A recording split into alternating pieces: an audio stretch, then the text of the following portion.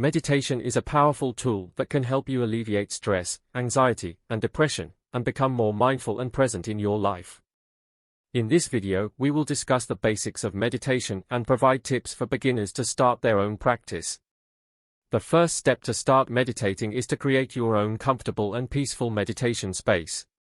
It can be a simple corner in your room or a dedicated room with calming decorations.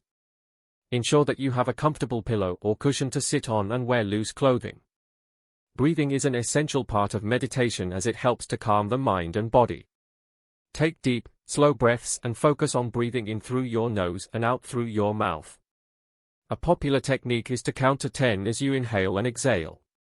Guided meditation is a useful tool for beginners as it offers a structured and supportive environment. Many apps and websites offer guided meditations, so find one that resonates with you and follow along. This can be done in your meditation space or when you're on the go. Meditation is a lifelong journey, and it's okay if you don't get it perfect every time. With practice and patience, you will find your own meditation rhythm and start feeling the benefits of this ancient practice.